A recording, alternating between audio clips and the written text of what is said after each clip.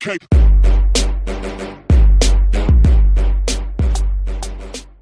Hey everyone, Doug here from 2 Plus Tough, and today we're going to be reviewing the Idoneth Deepkin Start Collecting Box. If you haven't seen any of my other Start Collecting Box reviews, what we do is talk about the actual contents of the box, do a deep dive into each one of the war scrolls for the units provided, as well as have a discussion at the end about the value of the box for both new players and also veterans alike. So let's dig in. In the box, you get 1 Isharan Soul Render, 10 Marty Thralls, and 1 unit of 3 eels, so these can be built as either Ishlan Guard or the Morse the Guard, and we'll talk about those 2 different war scrolls in a bit. At first glance, let me just say, what a fun looking set of models. I love the inclusion of the eels in this box, kind of needed to give that feel for the army. The idea of like sea creatures on land just nails the faction as a whole. They're all wonderful new sculpts that came out very, very recently. And it kind of keeps up with that tradition of a hero, a battle line option, and something flavorful, which I think is the perfect recipe for a starter set for new players. So let's dig into the war scrolls and explore that a little bit more. Starting off with the Isharan Soul Render.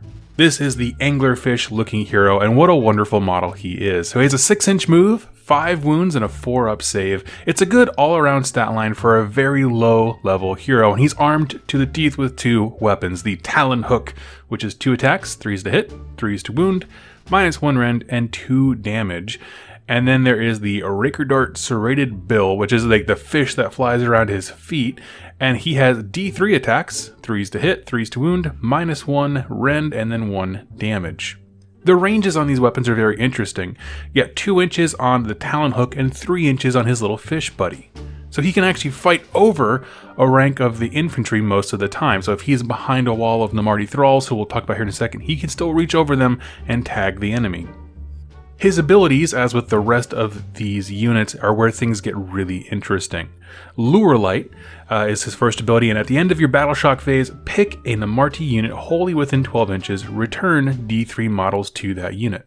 And you get +1 model returned for each enemy slain by the Talon Hook. So if he's reaching over your lines of troops and tags one of the enemies and kills it, you would get theoretically D3 +1. And there's a bit to dive into here, just to kind of keep you playing accurately. It's at the end of the Battle Shock phase, so if your unit took enough damage and like enough people ran away, the unit's gone, you cannot replenish things to it. And the same goes for if it's destroyed. In addition to that, the wounds, if he kills a model, those kills have to come from the Talon Hooks. You have to keep track of the Talon Hook's kill count, because the fish won't contribute to returning models. And I do stress these kind of rules a bit when new players start, because it is up to you to keep track of how many wounds come from the Talon Hook, or at least ask your opponent to be on the lookout for it. In addition to that, he also has the rule Hangman's Knot, and this is at the start of the combat phase, pick an enemy hero in 3 inches, and roll a die, subtracting 2 from that roll if it's a monster, or a hero on a monster, you know what I mean. On a 4+, you can re-roll hit rolls on the Talon Hook. So it's not incredible, but it's a little way to kind of play with some of the more melee heroes, right? He's not a melee beatstick, he's not going to get there and tear things up, but he can contribute to a fight and maybe with that long-range hook really put a few wounds on a hero. Now, as far as my thoughts on the unit itself, this is a fun little hero. He won't be the star of the show as your collection grows for sure. There's better options in the faction, but he's great in this box, as we will see. For new folks, his profile is very simple. His effect is cool, he brings back Marty, I really like that. And as for the Hangman's Knot, here's a tip. Just because a model has a rule doesn't mean you have to use it. So if you throw him toe-to-toe with a real enemy melee hero, there are some heroes in this game that are meant to fight. This guy's gonna get turned into paste. He is a support hero for sure. My tip for you is just because a unit has a rule doesn't mean you have to use it every single game. What's important to note here is that he does matter in a battalion. So if you're looking to grow your army, check out those battalions. I don't cover them really in these videos because I'm talking about the product, not necessarily, the book as a whole, but he does kind of factor into some of those things, and he is very cool. Moving next into the Marty Thralls. This is the core infantry of the army, your most basic battle line unit, but don't let that deceive you, right? They are awesome. They have a 6-inch move, 1 wound, 5-up save, which is not great, on paper, but they make up for that kind of middle of the road stat line with their weapons. They have the Landmari Blade, which is 2 attacks, which is awesome, 3s to hit, 3s to wound, -1 rend, and 1 damage. There are heroes that have similar profiles in terms of hit to wound and rend and things like that, so this is great to have on a basic unit. Rend on your average Joe is really incredible in this game. It makes you feel like your army as a whole just has more opportunities to do something, right? There's no point in which you just can't hurt somebody, it seems like.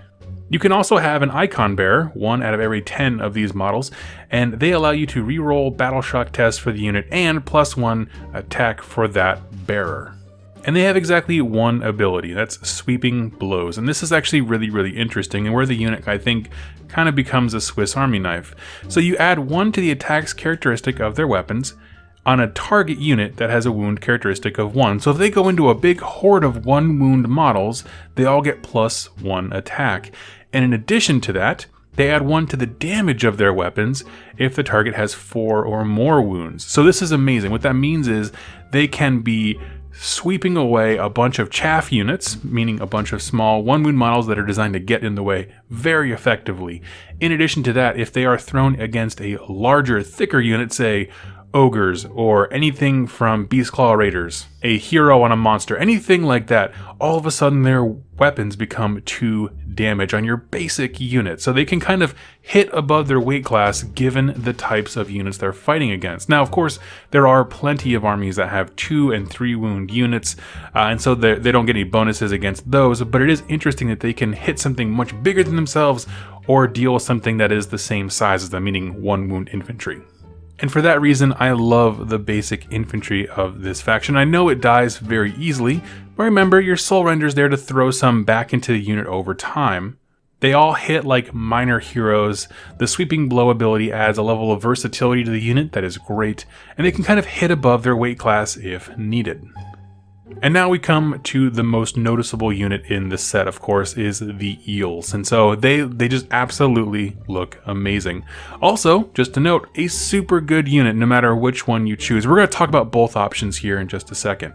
But I wanted to say right off the bat, you can't really make a bad choice. I've seen tournament winning lists and casual lists that use both types of eels. So just pick something that sounds cool, go with it, explore it, and then try something else later on.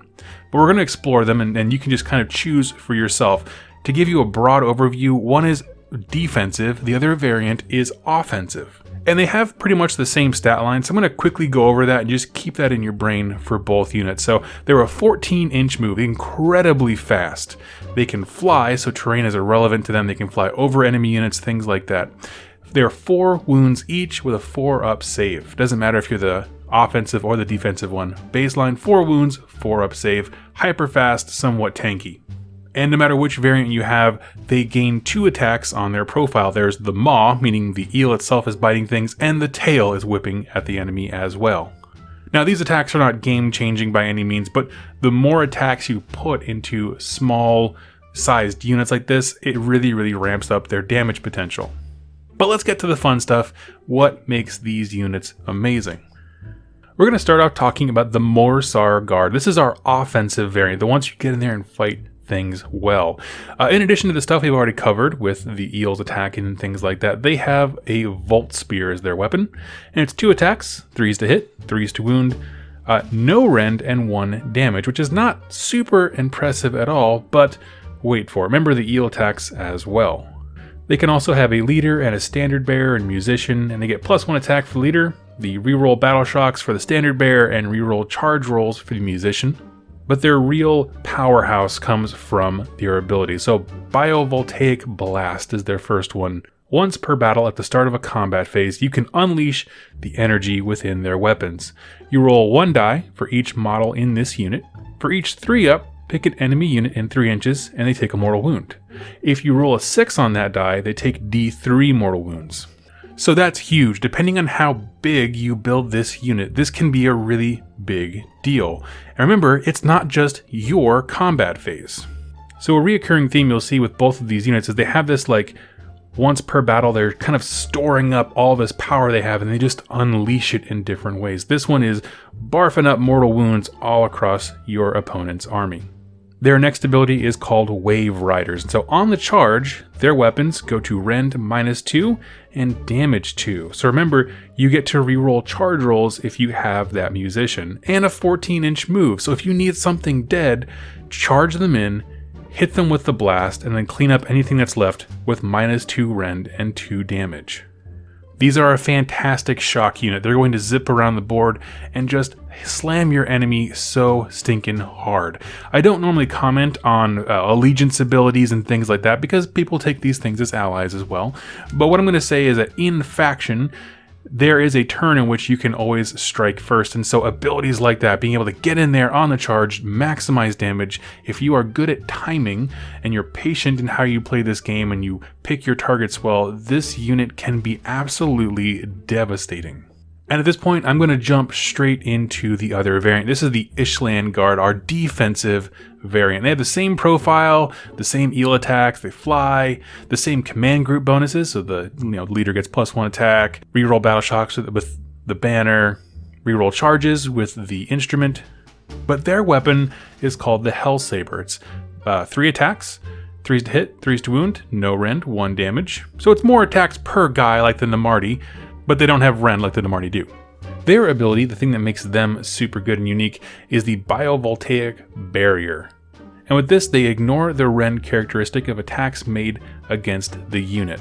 And that's pretty stinking great. What's interesting, and I'll kind of touch on this before I follow the rest of that rule, is that it's not ethereal. So if you are familiar with Nighthaunt, how they work, ethereal means you can't modify for the better or the worse the save roll of that unit, meaning things like +1 to their save roll doesn't affect a unit with ethereal. However, things like cover do affect the Biovoltaic Barrier, so they can go even better than their standard 4-up save, and you can't ever use rend against them. In addition to that, the following part of that rule is it has a save characteristic of 3-up instead of 4-up if it charged in the same turn.